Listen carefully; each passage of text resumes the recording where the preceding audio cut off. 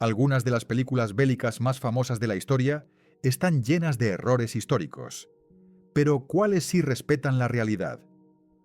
Hoy voy a clasificar las 10 mejores películas de guerra de todos los tiempos.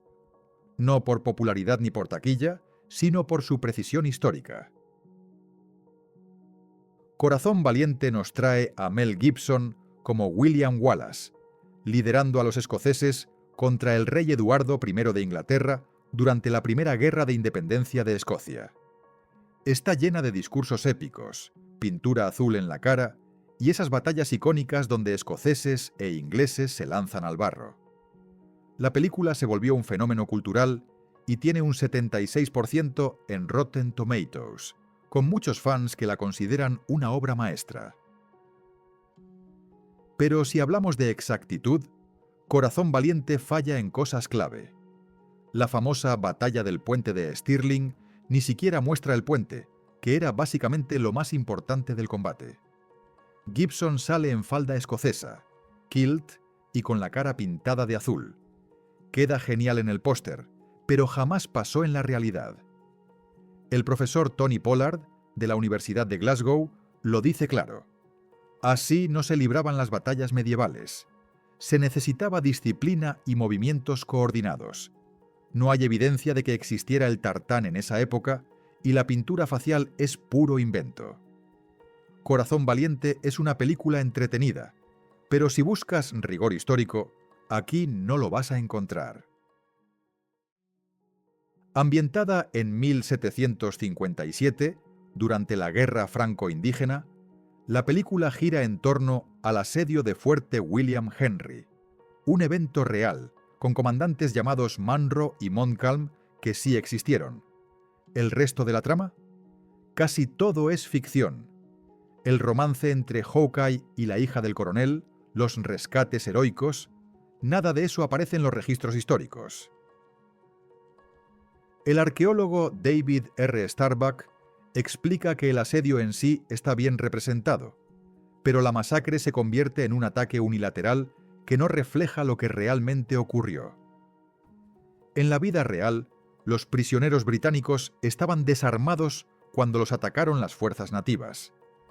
Y sobre la famosa escena del guerrero hurón arrancando un corazón, el Dr. Starbuck la llama totalmente absurda.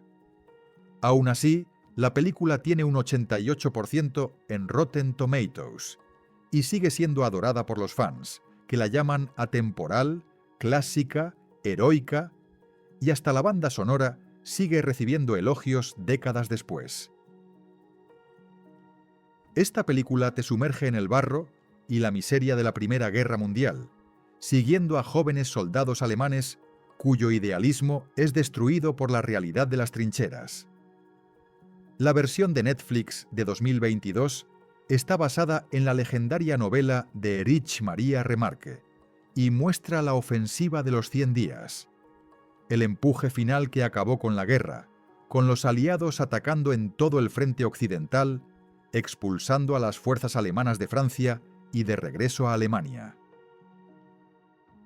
El director Edward Berger no escatima en mostrar la carnicería, pero se toma ciertas licencias dramáticas.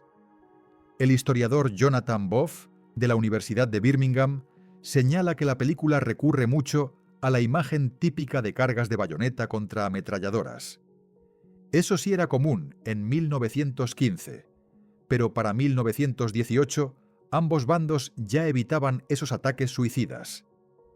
Aún así, la película acierta mucho sobre el caos y el ambiente, y el público lo ha notado. Tiene un 90% en Rotten Tomatoes, y ya la llaman el nuevo estándar dorado de las películas de guerra oscuras y deprimentes. La versión de 1979 sigue siendo un clásico absoluto, con 100% de puntuación. La batalla de Inglaterra narra la lucha desesperada de la Royal Air Force para impedir que la Luftwaffe de Hitler tomara el control de los cielos en 1940. Con actores como Michael Caine, Christopher Plummer y Laurence Olivier, la película recrea los combates aéreos de alto riesgo que decidieron si Gran Bretaña iba a caer ante la invasión nazi. La historia es sencilla. Tras tomar Francia, Alemania necesita controlar el cielo sobre el Canal de la Mancha para poder invadir el Reino Unido.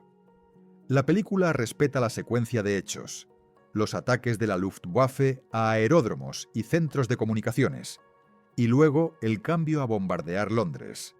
Un error táctico que ayudó a los británicos a cambiar el curso de la batalla. Lo que realmente aporta realismo son los aviones utilizados en el rodaje. Según John Delaney, del Imperial War Museum, los cazas británicos que vemos en pantalla son Spitfire y Hurricane reales.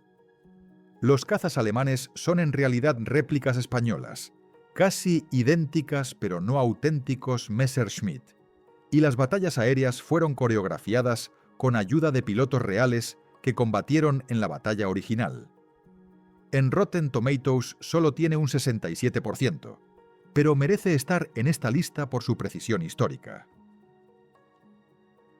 Dunkerque te transporta a las playas de Francia en 1940, donde tropas británicas y aliadas están acorraladas por el ejército alemán. La película cuenta la historia de la evacuación desesperada y heroica. Más de 330.000 soldados, rescatados por una mezcla de barcos militares y civiles, bajo amenaza constante por tierra, mar y aire.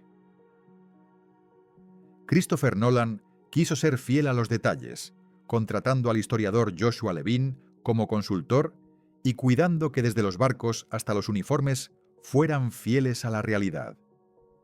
Los personajes son ficticios, pero los hechos se mantienen lo más exactos posible. Dunkerque tiene un 92% en Rotten Tomatoes, y muchos la llaman una obra maestra por cómo te mete en el caos y la tensión. Tanto fans como historiadores coinciden. Es una de las representaciones más precisas e intensas de la Segunda Guerra Mundial jamás filmadas. 6 de junio de 1944. 34.250 soldados estadounidenses desembarcan en Omaha Beach, en el norte de Francia. De todas las playas del día D, Omaha tuvo las bajas más altas: 4.100 muertos, heridos o desaparecidos. El capitán John Miller, interpretado por Tom Hanks, recibe la orden de llevar a sus hombres tras las líneas enemigas para encontrar al soldado James Ryan, un paracaidista cuyos 3 hermanos ya han muerto en combate. Spielberg tenía un objetivo: que la película se sintiera real. Antes de filmar, entrevistó a veteranos de la Segunda Guerra Mundial y plasmó sus vivencias exactas en la pantalla. Algunos veteranos rompieron en llanto en el cine. Uno dijo: «Lo único que faltó fue el olor». Los primeros minutos lo muestran todo. Balas impactando a los soldados antes de salir del bote. Caos por todos lados. Eso sí, el realismo es limitado. Como señala John Delaney, del Imperial War Museum, es preciso para esa unidad, en esa parte de esa playa, ese día. Pero no puedes decir así fue el día D, porque no lo fue para todos. Nada de esto evitó que la película se convirtiera en un clásico. Tiene un 94% en Rotten Tomatoes y sigue siendo favorita por una razón. Muchos todavía dicen que esa apertura cambió para siempre las expectativas sobre el cine bélico. La película sigue a un adolescente cuando las fuerzas nazis arrasan su aldea y él se une a la resistencia soviética. Lo que muestra es la realidad de la ocupación alemana en Bielorrusia durante la Segunda Guerra Mundial. Cada horror, cada crimen de guerra, todo basado en hechos reales. El director Elem Klimov trabajó directamente con el escritor, Ales Adamovich, sobreviviente de la ocupación. Juntos se basaron en testimonios de primera mano, historias de supervivientes, atrocidades documentadas.